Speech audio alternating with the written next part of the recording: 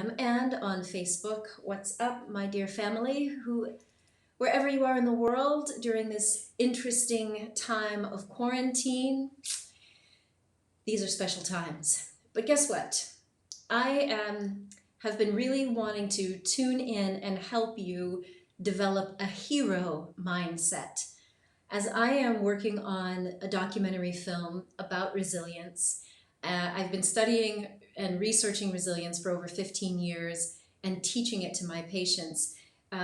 This is an area that is very near and dear to me because I've always wondered, why do some people bounce back after illness, injury, tragedy, loss, and other people just get stuck in this loop of victim mentality and poor little old me syndrome? Well, I've studied this for 15 years and researched and taught it, and now, creating a film um, based around these 10 traits in this book. The InstaFam can't see it. The top 10 traits of highly resilient people, just published in January of this year. So why am I bringing this to you again? Well, because you can never have too much information on building resilience. Most of us, unfortunately, in the healthcare realm, we're thinking about resilience after trauma because we see people in our offices dealing with post-traumatic stress disorder. And that's when you get triggered by other things in your life or in your environment later down the line that remind you of the traumas. And that's what we're at risk for. Believe it or not, this coronavirus pandemic is putting the world's population at risk for PTSD. Now, I'm not trying to say that everyone's going to be freaked out for the rest of their lives. I'm saying we are at risk because we've never seen anything like this before. So how do you prevent PTSD? Like many people who've been in wars or they've witnessed abuse or they've been the subject of abuse or attacks, they didn't get to plan ahead to focus on post-traumatic growth, that is to bounce back after a drama or trauma stronger. But we have that ability. Now, granted, most of us were kind of hit without knowing what the heck was going on with us. This whole experience is completely unprecedented. I get that. We didn't plan for it. We weren't anticipating it. But we can actually take steps now. So I see some of you are typing in questions. That is wonderful. I will get to your questions in just a couple of minutes here. Thank you for tuning in on how to reduce anxiety for yourself, for your children and loved ones, and even your pets during this coronavirus pandemic.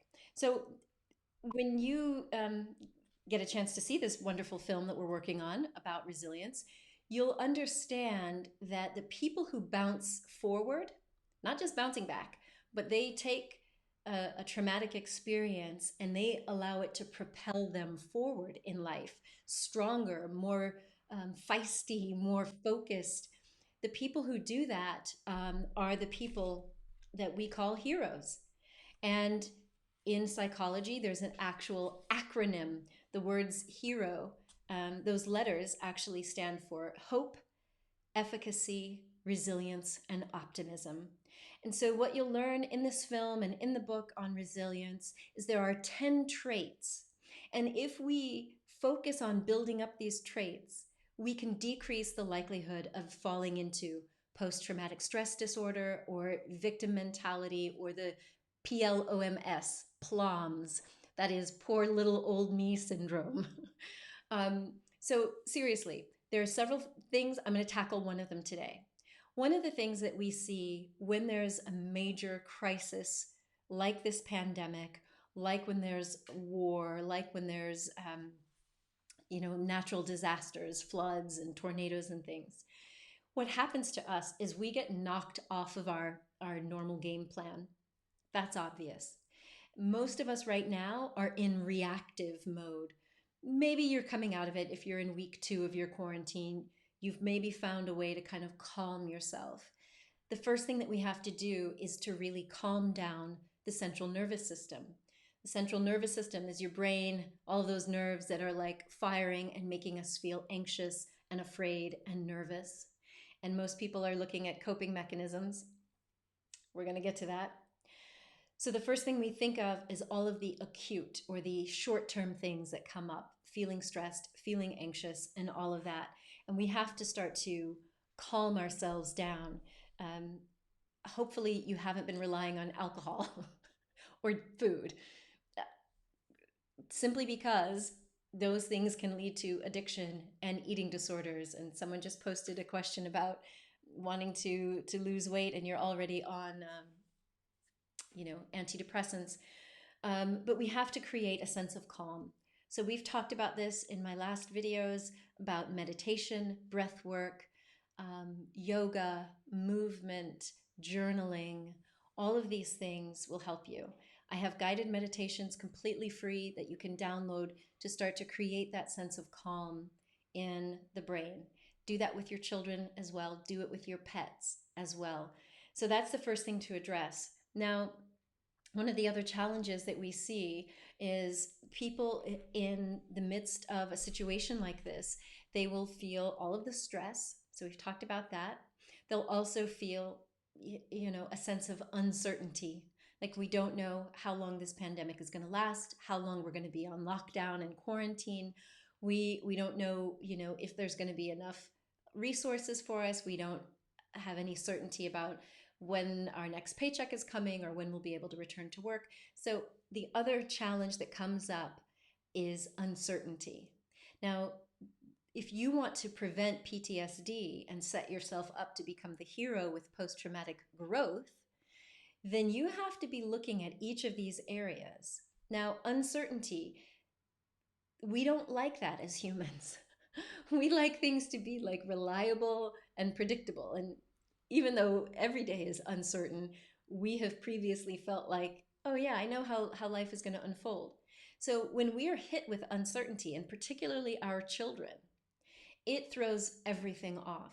Now, in the beginning, you may have enjoyed lounging around in your pajamas and just kind of chilling and being online or binge watching TV series. And that was fine because you were in that acute phase, that initial phase of trying to create some sense of calm. You went to all of your coping mechanisms. Well, that's fine. But now we need to move into how do we really bring a sense of normalcy back into the world, because the biggest challenge when it comes to uncertainty is we can't predict. And so one of the reasons why I'm suggesting that you go back to developing a ritual or a routine. So it doesn't mean you have to go back to the old days when I know you were getting up at 5 a.m. and meditating and chanting and doing your yoga. Okay, in an ideal world.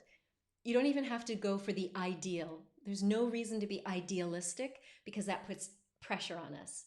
But what you can do is to start to create more of a routine in, if you don't want to do it every day of the week, still choose a few days of the week that you actually get up, brush your teeth, take a shower, even if you're not going to be leaving the house, to give yourself that sense of a routine. The brain loves certainty. When we are uncertain, that puts that lower reptilian part of our brain into hyperdrive. We feel hypervigilant. Everything is a potential threat. The more that you can create a sense of routine on your own, the more you're going to calm that part of your brain down. So create new rituals. If you didn't have rituals in the past, you can use this opportunity to create new rituals and routines of getting up, making your bed, doing some journaling, doing some breath work, doing meditation, taking your shower. If you get an hour out of the house, like we do here in France, you're allowed to be out of the house for 1 hour as long as you walk around with your attestation, which is your letter stating where you're going. Then make that part of your ritual where you look forward to that 1 hour, that you can be safe, not doing crazy stuff. Don't go out, unnecessarily if you happen to have a situation where you can do that safely to get some fresh air. Me, I've just been hanging out on the balcony most of the times. We walk the dog. I go to the grocery store once a week, but it's mainly the balcony. But in other words, you've got to create a sense of normalcy and routine for yourself. That's going to give you a sense of control. And if you have children, this is really important for them as well, because hopefully as a parent, you have been trying to raise them to be self-sufficient and to have this sense of power, or efficacy, as we call it, this sense that I can control myself and my life. Well, right now, we're losing that sense of control. So you've got to take that back in any way that you can, and that's by creating your own in-home rituals. I'm not asking you to get all rigid and not idealistic, but just finding ways that you can create that sense of normalcy so that your child's brain and your brain can say, okay, I can't predict what's going on out there, but at least I can predict what's inside. And why is that important? Again, it's important because we're going to be giving a signal to the brain to calm down. We know that the longer that you stay with high stress hormones, the greater the likelihood of long-term consequences.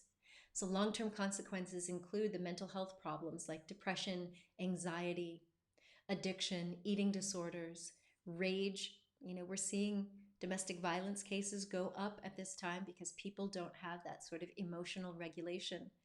So we've got to really be thinking, how can I bring down that stress response many times throughout the day? Okay, so we've already talked about the basics in previous videos.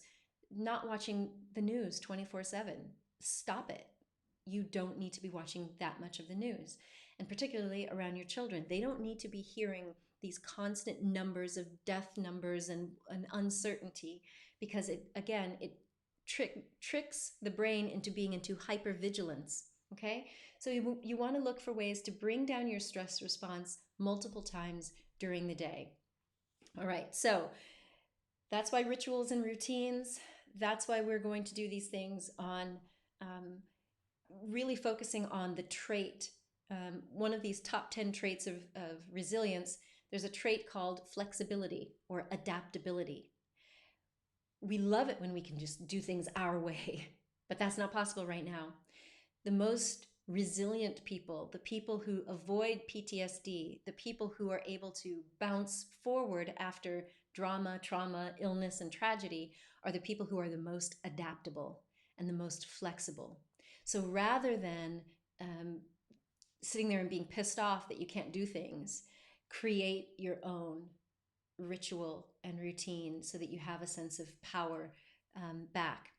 The last thing I want to say is,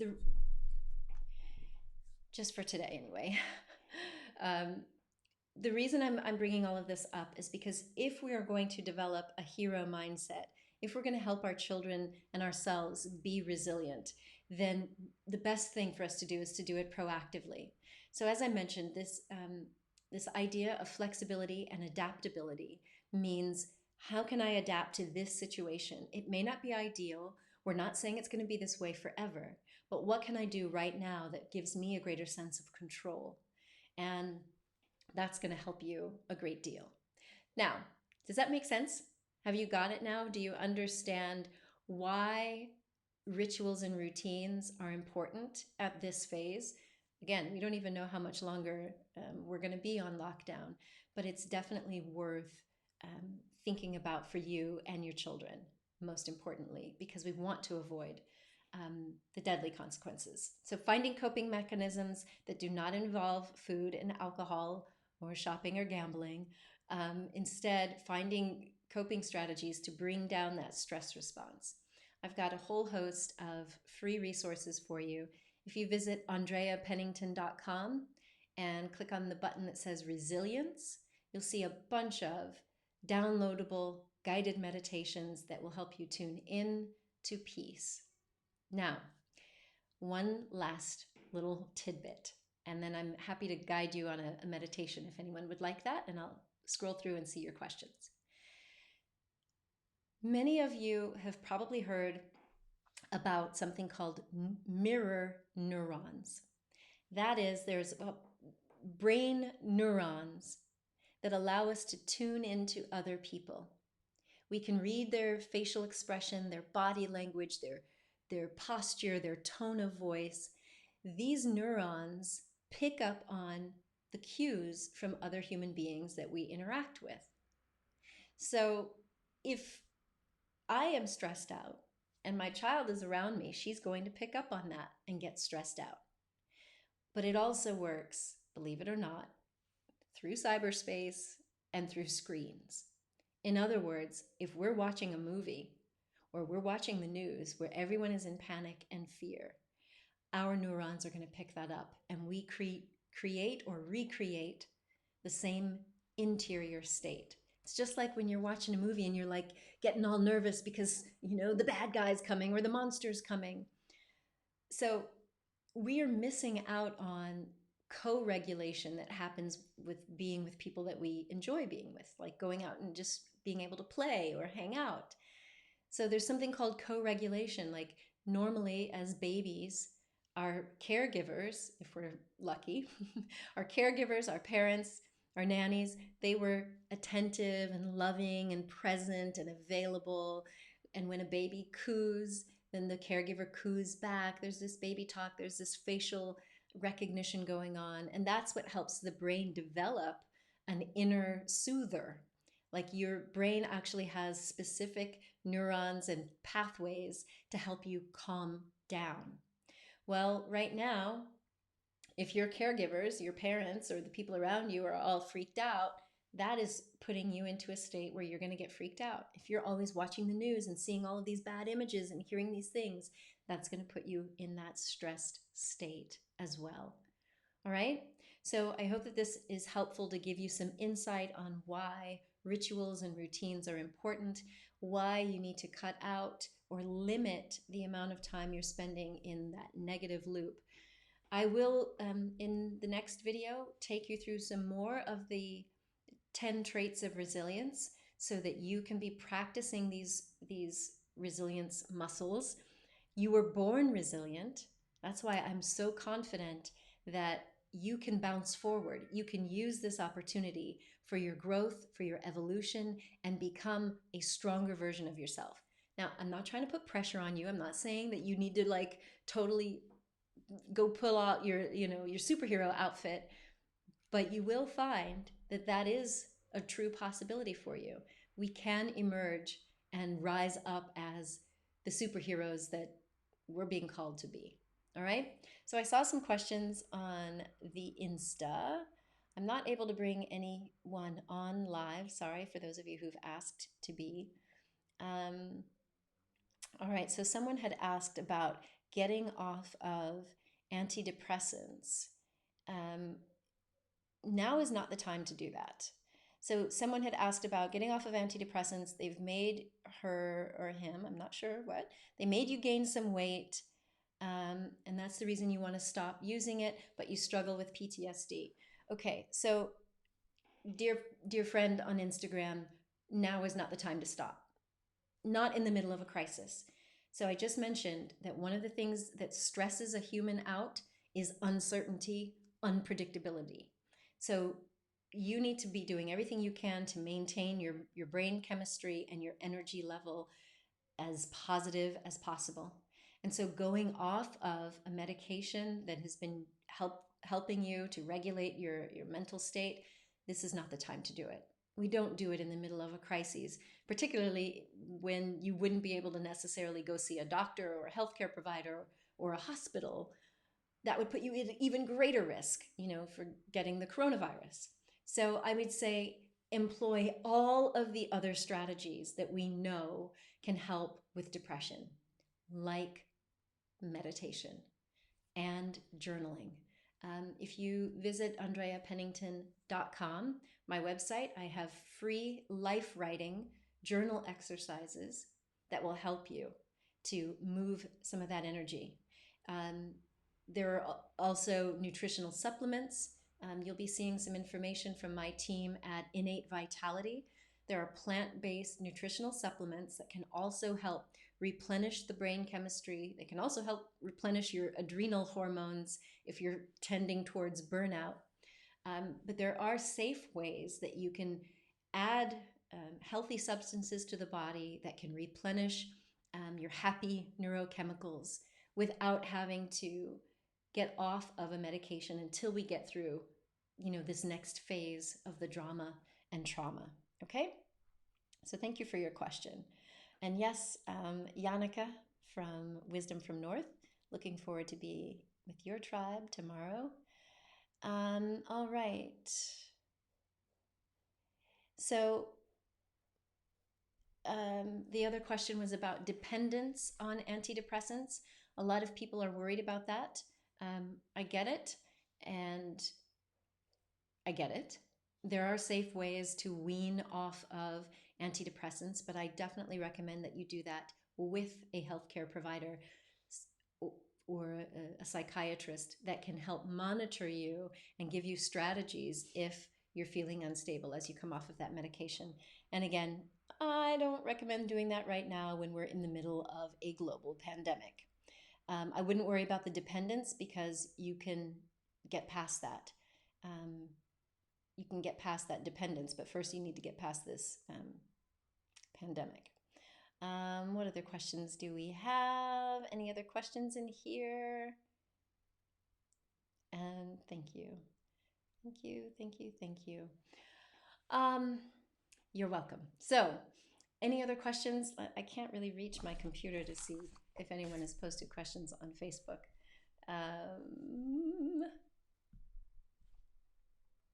One day at a time. Thank you, Margareta.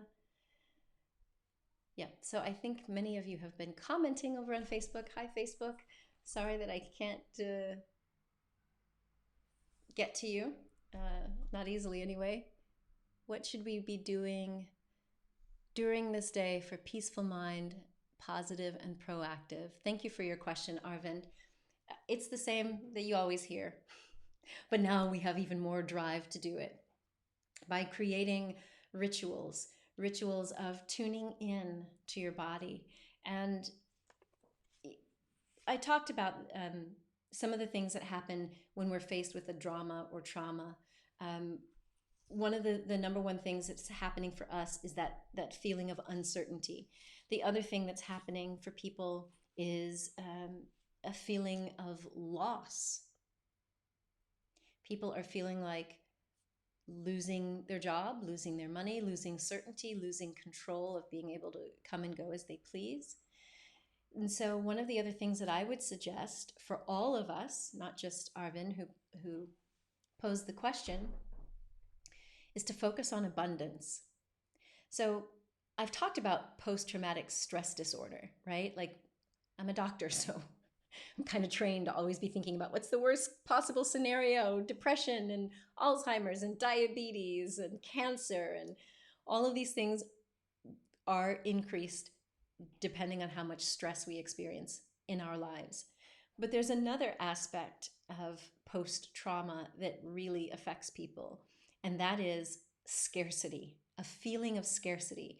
The scarcity mentality can really hit people a lot. And so if you're finding that, you've seen the reports of people that are like stocking up on toilet paper and all of these things, that's evidence of a scarcity mentality. And so we've seen this from people who have survived the war, or people from other countries who've been in famine. They get to like a country like America, and the first time they go into one of these big supermarkets, they're like, oh my God, there's so much. Not only is there a big quantity, but there's also a huge choice and selection. And if you've come from a background where your family didn't have a lot, or the community you lived in didn't have a lot, or you came from poverty, or you've come through some drama or trauma, you may find that you have this sense of scarcity, of not enoughness. And that's what we're also at risk of right now, simply because people have promoted this idea of fear that we don't know how much longer we're going to be stuck in the house and you got to stock up. Fortunately, it's not the case for us here in this little town here in France where I live. Every time I've gone to the store, there's been plenty. So I'm only buying enough like I would normally buy for a week at a time, going to the market, getting the veggies and the things. But this is something for us to do on a daily basis, to get back to your question, Arvind. On a day-to-day basis, you should be doing some breath work, just breathing, taking a deep breath, holding it, and then exhaling slowly. You should be hydrating. Focusing on the things that you can control. And also, meditation should be a daily part of your life, especially now. If it wasn't before, especially now.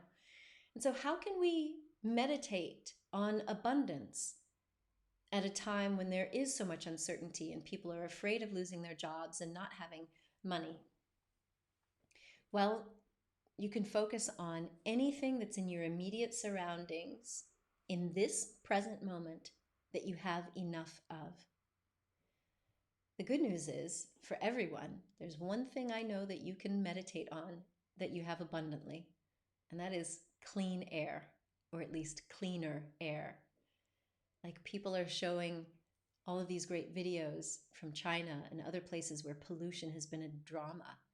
And just as you take a deep breath, connect to the feeling of gratitude for the abundance of clean air. Now, that may sound simplistic because in your rational mind, you're like, yeah, whatever. But there are multiple layers to this. One is you are taking the conscious choice to focus on the abundance, which again puts you in a state of empowerment. Remember, PTSD, the mindset there is a loss of power and control.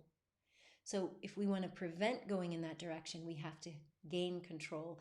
I can choose what I focus on. I can focus on lack, or I can focus on abundance.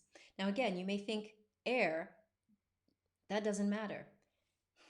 It does matter, obviously, but the other reason it matters is because to your brainstem, to that lower reptilian brain, that part of your brain needs reassurance.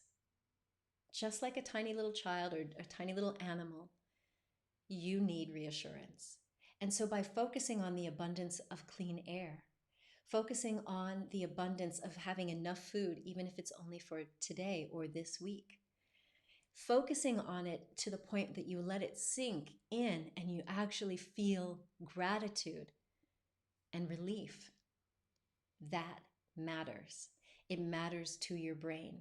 So even if you're thinking intellectually, that's not a big deal. If you want to protect yourself from falling into that poor little old me or victim mentality, focus on abundance. So when you do sit down to do your meditations, just focus on any little thing that you can. For every person who has reached out to say, are you doing okay? Anyone who sent you a text message and that's asked how you're doing, just focus on the fact that somebody has reached out to you. Soak in that feeling of abundance. The abundance of friends, the abundance of Wi-Fi. Some of us are really struggling. Here in France, there are times of day when the bandwidth really dips, and I'm surprised that I'm here live with you now without much drama. But we've got to focus on those elements that are abundant within us, okay? So I hope that answers your question, Arvind. I know that you've been in this tribe and community for a while, so you know what I talk about. It's the meditation, it's the mindfulness, it's compassion, all of these things. Any other questions that you all have? I don't see any others. So thank you for tuning in. Shall we do a little meditation together? I will lead you through the attunement meditation so that you can connect to that force field that is all around us of love, compassion, and abundance, so that you can calm down your stress response.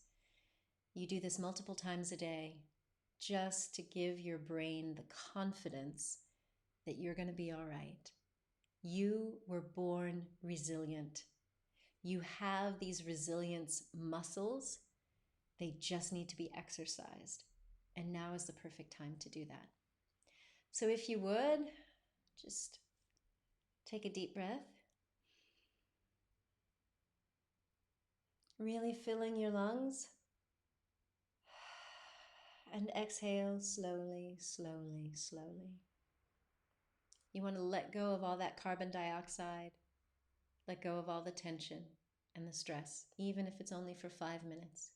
Deep breath in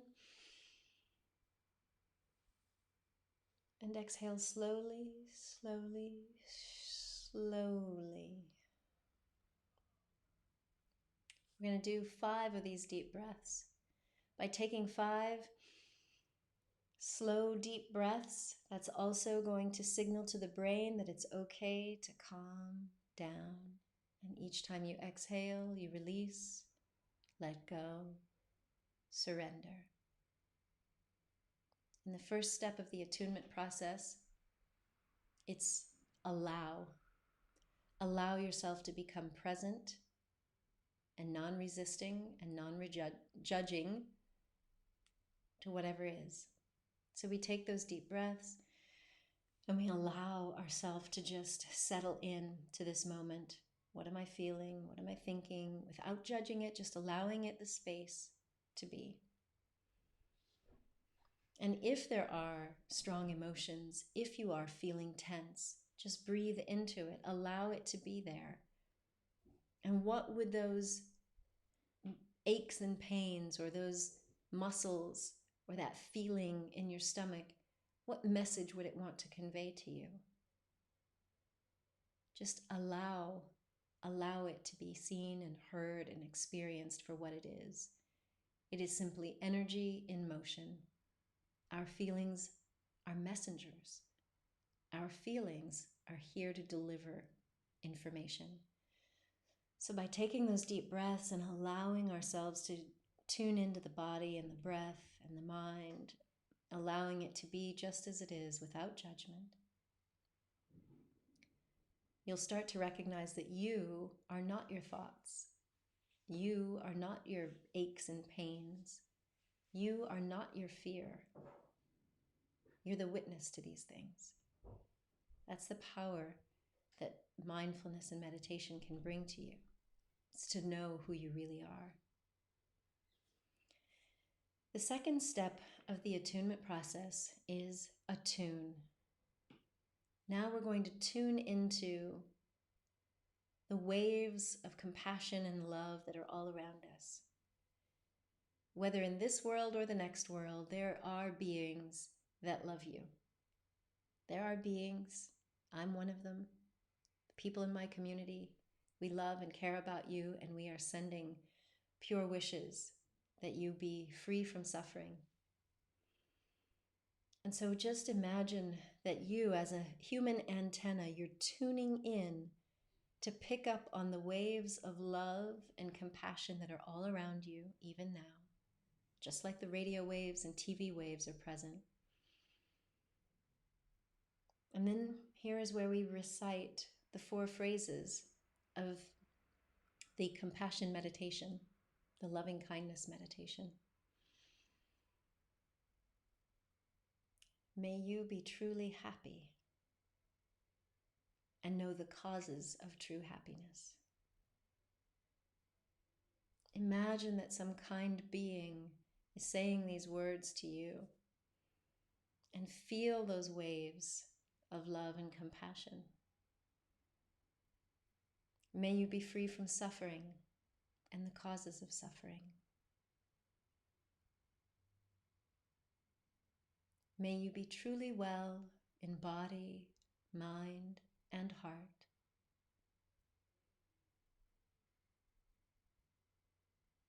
May you be peaceful and live with ease.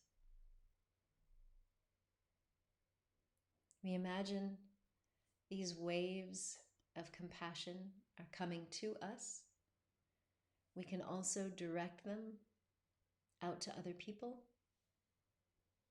If there are people in your household who are really struggling, you can imagine sending from your heart to them those same wishes. To all the people who are caring for people in the hospitals, the first responders, the mail delivery people, the people who collect the garbage, they're still out there. People around the world that you can't connect with physically, you can send them love and compassion from your heart. And once again, you imagine these waves of compassion and you direct them to people in need. May you be truly happy and know the causes of happiness. May you be free from suffering and the causes of suffering. May you be truly well in body, mind, and heart. And may you be peaceful and live it with ease. As you send these waves out to people you know, or people that are suffering, or people that are keeping the world going for us while we're in quarantine, you're going to feel those same wishes coming back to you. Some of us call it the boomerang effect. By giving that which we wish to receive, we will also receive. And finally, you can send these wishes out to all beings on the planet, whether you know them or not, whether they've been kind to you or not. Just imagine that you could send the pure wish that all beings be free from suffering. May all beings know true happiness and the causes of happiness. May all beings be truly well in body, mind, and heart. And may all beings be peaceful and live with ease. So that's what we do in step 2.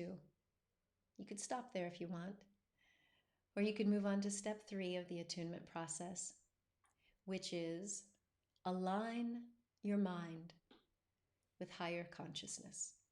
Sometimes we say align your mind with the divine or God or love or peace or your highest self, your best self, whatever works for you. The concept is we know that our ego and our intellect can get locked on. We want things our way. We think there's a best way to do things. But what if there is a greater consciousness or meaning or purpose? What if you were, even if it's only for 5 minutes, what if you were willing to say, not my will, but let the highest will be served for all people? That's what it means to align your mind with a higher state of consciousness. You don't really have to do anything at this stage except to let go of all that clinging and grasping or resisting. Just let go for a moment. And you might even say, may my mind be guided by peace and love. Step 4 of the attunement process is to ask for and act on inspiration. So inspired action means we're not going to just do things out of programs or reflexes, because oftentimes that leads us to more stress. Instead, coming from this state where we know that we're cared for and loved, we say, what action could I take that is truly inspired for my best good and the good of all people? And again, it might just be asking the question, asking for inspiration or guidance, and then being willing to not act, not take any action unless it is truly an inspired action. This attunement process is so valuable for changing these automatic programs that lead us into stress and anxiety. And every time we practice letting go and becoming more flexible and adaptable, we're building resilience. We're training the brain. We're creating new pathways for peace. The 5th and the final step in the attunement process is appreciation. With appreciation, as I mentioned before, this is where you just tune into gratitude. What are you thankful for right now? Really allow it to soak in. There's this saying amongst our our friends in this world of neuropsychology. They say that the brain or the mind has like Velcro for negative things. Negative things just stick. And the mind is like Teflon for the good things. They just flow right away. They go away. But what if you allowed yourself to really capture the good and let it sink in? That's what this fifth stage is about. It's about consciously choosing to tune into appreciation. And again, that's what's going to help you build up an abundance mindset and overcome the tendency to go into a scarcity mindset that leads, to future hoarding or fear. So what can you be grateful for right now? If you can just mentally thank, maybe it's yourself, being grateful to you for showing up, for doing the meditation work, for being kind to someone else, or to just not losing your temper. Really tune in to gratitude. And if you can do these 5 steps on a daily basis, I've taken you the long route, but you can do this in as little as 5 minutes. If you go to andreapennington.com, you'll find how to download the atonement meditation. You'll see a bunch of others as well. The compassion meditation, there's one just focused on compassion. There's one on breath work, body scanning. There's a ton that I've created just to help you create more peace and tune into prosperity. So I hope this has been helpful to you to learn a little bit more about this resilience trait of flexibility and adaptability, and why the power of rituals and routines can empower you and empower your children to develop more of the hero mindset, to become more resilient even while we're still in the midst of the drama and the trauma. So flexibility and adaptability is just the second of 10 traits, these top 10 traits of resilience. I will be taking you through all 10 of these traits so that you can be practicing it on a daily basis, so that you can prevent PTSD and all of the other drama, and instead you will emerge from this time stronger and more powerful. So thank you so much for tuning in. It's been a pleasure, and I'm sending you tons of love wherever in the world you are. I pray that you get through this time, as I said, with some grace and some ease. All right, my dear friend? Until next time, please remember that you are a gift to the world. So share your presence with passion. Much love.